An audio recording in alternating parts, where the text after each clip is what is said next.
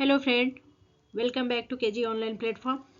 Myself Gunjan here, and today we are going to discuss a very important unit, that is unit 2, cellular organization or cell biology, which is important for your coming exam CSIR NET Life Sciences 2026. सो आपका KG online platform में बहुत बहुत स्वागत है और my self Gunjan here. आज मैं एक बहुत ही इंपॉर्टेंट यूनिट लेके आई हूँ, that is unit number 2, cellular organisation और सेल बायोलॉजी, जो CSIR नेट लाइफ साइंसेस का एक बहुत ही इम्पॉर्टेंट यूनिट है और इससे अच्छे खासे क्वेश्चंस आपके एग्जाम में पूछे जाते हैं।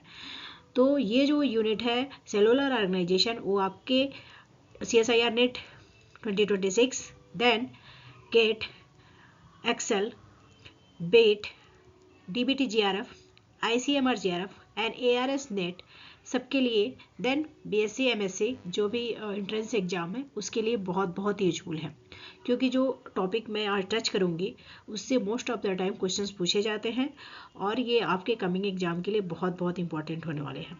तो प्लीज़ पूरे वीडियो में बने रहिए, पूरे वीडियो को ध्यान से सुनिए, ध्यान से देखिए। देन आपके पास कुछ डाउट्स हैं तो आप उसको कमेंट बॉक्स में लिख सकते हैं, और यदि आपको PDF वगैरह चाहिए तो भी आप मुझे कमेंट कर सकते हैं। सो विदाउट वेस्टिंग टाइम आज का हम ये सेशन स्टार्ट करते हैं।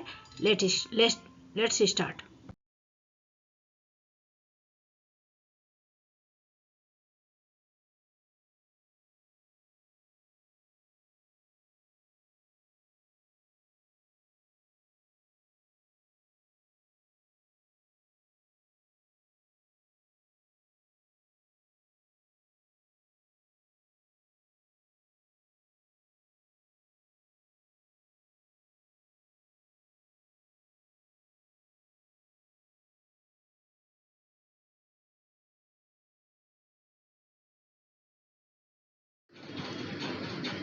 अब हम देखते हैं कि सेल साइकिल, आज का जो आपका टॉपिक है मेन, हम इसी पे फोकस करेंगे कि जो सेल साइकिल होता क्या है, सेल साइकिल के कितने फेजेज होते हैं, देन इसमें कौन कौन से एंजाइम इन्वॉल्व होते हैं, कौन कौन से जीन इन्वॉल्व होते हैं, देन इससे जो रिलेटेड क्वेश्चंस होगा उसके बारे में हम डिस्कस करेंगे।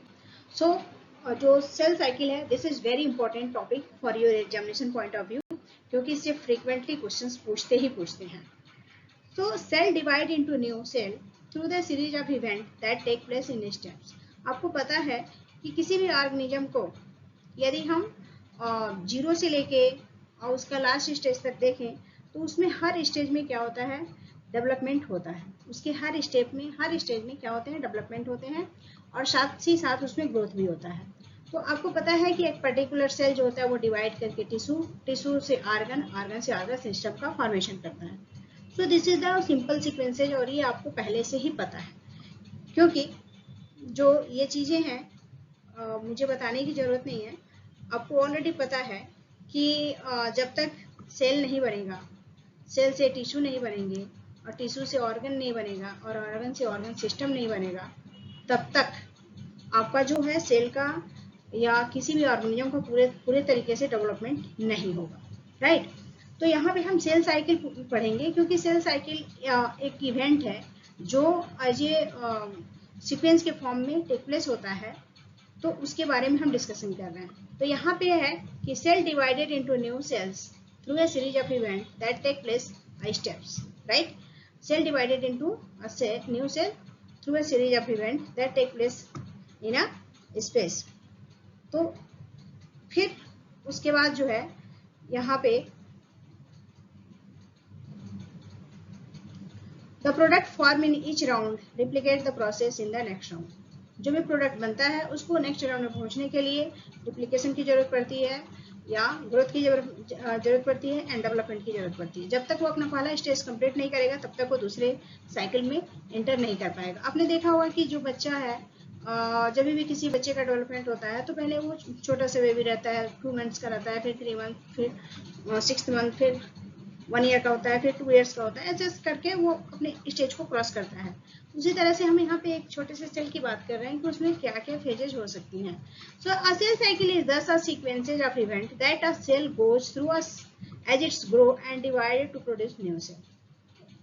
सेल साइकिल एक ऐसा सीक्वेंस है जिसमें एक ऐसे इवेंट्स होते हैं जिसमें सेल जो होता है एक सीरीज में क्या होता है, ग्रो करता है, डिवाइड करता है और फिर न्यू सेल का फॉर्मेशन करता है. सो दैट्स वाई ये होल जो प्रोसेस होते हैं वो सेल साइकिल के नाम से जाने जाते हैं. Therefore it can be called the life cycle of the cell. Life cycle of the cell, क्योंकि ये एक सीक्वेंस में, एक इवेंट्स में हो रहा है. सो जब तक पहला इवेंट कंप्लीट नहीं होगा तब तक जो सेल है दूसरे स्टेज में पहुंचेगा नहीं. तो ये एक इवेंट एक सीक्वेंस में हो रहा है. So that's why this phase is known as cell cycle या life cycle of the cell.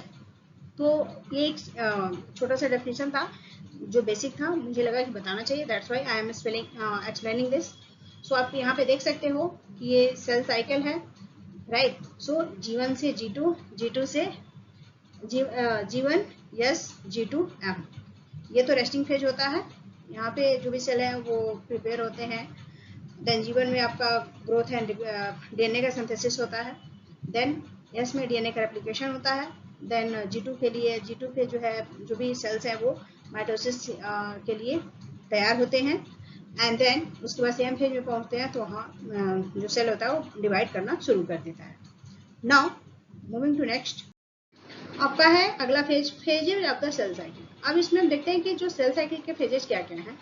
सो एक है इंटरफेज और दूसरा है एम फेज और तीसरा है जी नॉट फेज, राइट, जिसको हम क्रिस्टेंट स्टेज भी कहते हैं. सो इंटरफेज में आपका जो होता है G1 S G2 फेज आते हैं. G1 में जो होता है सेल को ग्रोथ होता है, प्रोटीन की सिंथेसिस होती है. देन S फेज G1 को गैप 1 भी कहा जाता है. S को सिंथेसिस कहा जाता है क्योंकि यहाँ डीएनए का रेप्लिकेशन और डीएनए की सिंथेसिस होती है. G1 में ध्यान रखिएगा कि सेल का ग्रोथ होता है, देन प्रोटीन सिंथेसिस होती है. G2 में जो होता है प्रिपरेशन फॉर माइटोसिस. जो भी ऑर्गेनिज्म है यदि डीएनए का रेप्लिकेशन हो जाए, डीएनए की सिंथेसिस हो जाए, एस फेज में ही डीएनए की सिंथेसिस होती है, तो वो G2 फेज में पहुंचेगा और वहां पे वो माइटोसिस प्रोसेस के लिए उसको तैयार किया जाएगा. यदि कुछ फॉल्ट्स है तो उसको फिर वहीं स्टॉप कर दिया जाएगा और उसको करेक्ट करके देन उसको फिर से नेक्स्ट प्रोसेस के लिए तैयार किया जाए. So organelle duplication, protein synthesis. G2 phase में जो होता है प्रोटीन की सिंथेसिस होती है और यहाँ ऑर्गेनेल का डुप्लीकेशन कर दिया जाता है. देन इसके बाद से जैसे ही G2 फेज कंप्लीट होता है, जो भी सेल्स है वो एम फेज में पहुंचते हैं जिसको माइटोसिस फेज कहते हैं. सो यहाँ पे न्यूक्लियर का डिवीजन होता है और the process of division of nucleus that is known as karyokinesis. यदि न्यूक्लियस का डिवीजन हो उस प्रोसेस को हम क्या कहते हैं, karyokinesis, and followed by the cytokinesis. अब साइटोकाइनेसिस जो है division of the cell, division of the cell, और वहीं पे karyokinesis that is the division of nucleus. अब जी नॉट फेज जो है इसको हम क्रिस्टेंट स्टेज कहते हैं. यहाँ पे जो सेल है वो डिवाइड नहीं करते हैं. और कौन कौन से सेल है जो डिवाइड नहीं करते हैं, तो आप देख सकते हैं कि जो न्यूरॉन है वो डिवाइड नहीं करता है, मसल्स और सेल्स, राइट. यहाँ पे ये सेल जो है डिवाइड नहीं करते. तो ये जो आपके phases of the cell cycle है आपको ध्यान रखना है क्योंकि इससे क्वेश्चन हमेशा पूछता रहता है. सो इंटरफेज, एम फेज और जी नॉट फेज.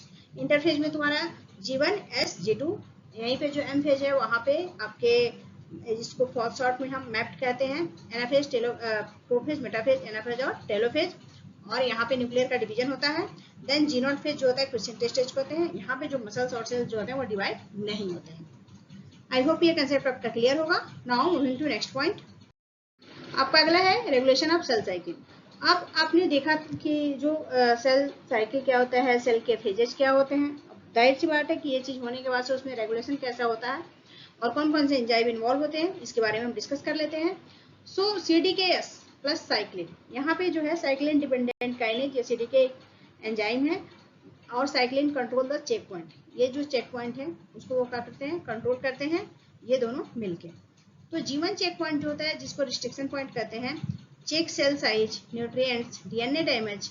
G1 में जो होता है सेल की साइज चेक की जाती है, वहाँ पे न्यूट्रिशन की कमी तो नहीं है ये चेक की जाती है. देन डीएनए वहाँ पे डैमेज है कि नहीं है इसके बारे में चेक किया जाता है.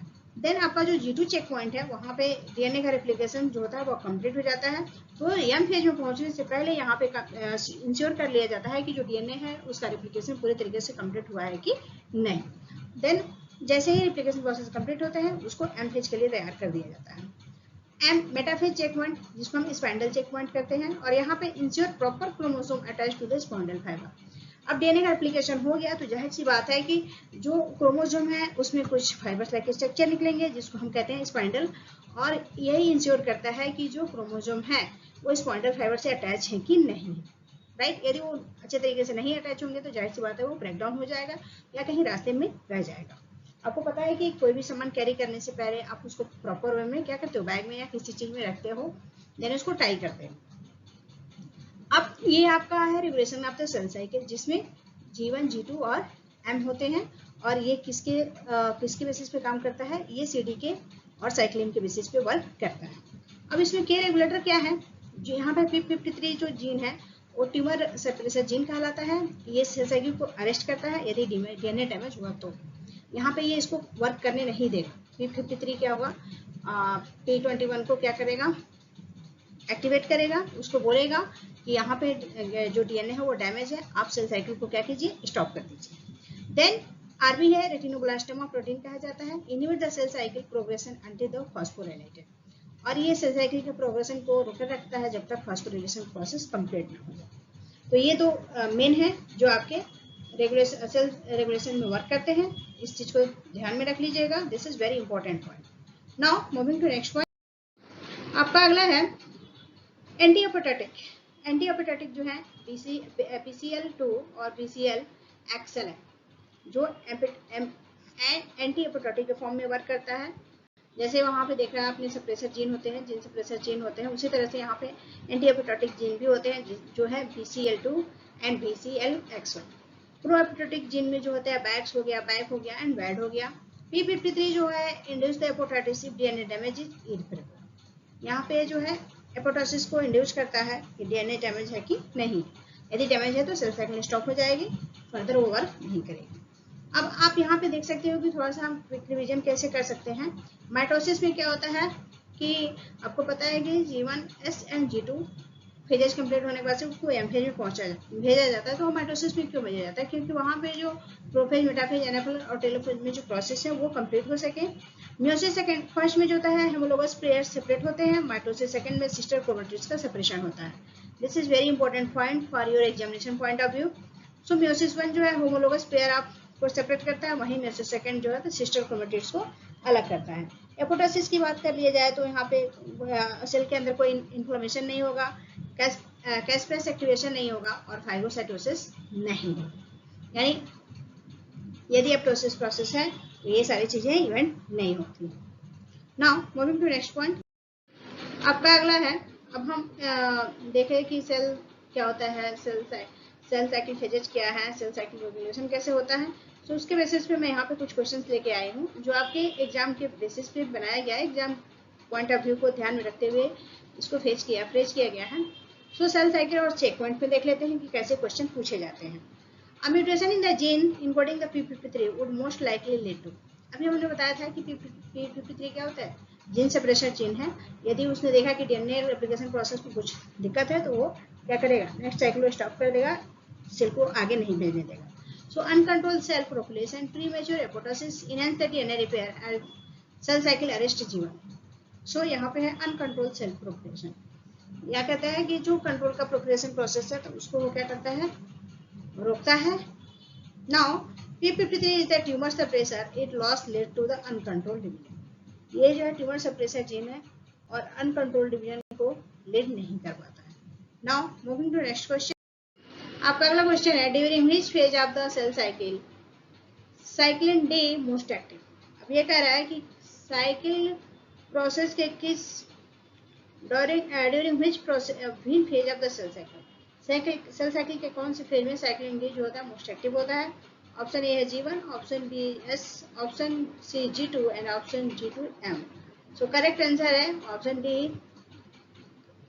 डी करेक्ट ऑप्शन जो है ऑप्शन ए है। During which phase of the cell cycle cyclin D is most active. आपको पता है कि G1 या G2M, तो G1 में जो होता है D होता है और जो CDK होते हैं तो 4 और 6 होते हैं। तो पूछ रहा है कि कौन से सेल साइकिल में जो होता है वो साइक्लिन डी बहुत एक्टिव होता है। तो यहाँ पे करेक्ट आंसर जो है ऑप्शन ए है, दैट इज G1 फेज में जो है साइक्लिन डी जो है बहुत एक्टिव रहता है। साइक्लिंग डी CDK4 और 6 derive G1 progression. Cycling D CDK4 6 derive G1 progression. Now moving to next question. आपका अगला क्वेश्चन है the spindle assembly check point ensure that. अब ये कह रहा है कि जो स्पाइंडल असेंबली है वो क्या इंश्योर करता है। आपने देखा था मेटाफेज जो होता है वहाँ पे स्पाइंडल असेंबली चेक पॉइंट को भी एम फेज को हम स्पाइंडल असेंबली चेक पॉइंट भी कहते हैं। और ये इंश्योर क्या करता है, DNA replication is completed, chromosome are properly attached to the microtubules, cycling level are adequate, cytokinesis occurs smoothly. So correct answer जो है ऑप्शन बी है, chromosome are properly attached to microtubules. और जो prevent aneuploidy by ensuring the proper chromosome alignment, यहाँ पे यदि chromosome alignment नहीं होंगे तो प्रॉपर जो है वो एन्यूप्लॉइड प्रोसेस नहीं होगा। Now moving to next. So आज हम टॉपिक देखे what is the cell cycle, what is the phases of the cell cycle, what is the regulation, which types of enzyme involved, what are the check point, और उससे related मैंने questions को भी आपके सामने रखा। अब आप इसके बेसिस पे देख सकते हो कि कैसे क्वेश्चन आ रहे हैं CSIR नेट लाइव साइंसेज में। उसी के बेसिस पे आप जो भी आपके पास नोट्स है उस पर तैयार कीजिए। ओके, सो यदि वीडियो अच्छी लगे तो लाइक कीजिए, शेयर कीजिए, सब्सक्राइब कीजिए। Thank you very much everyone, have a good day, take care.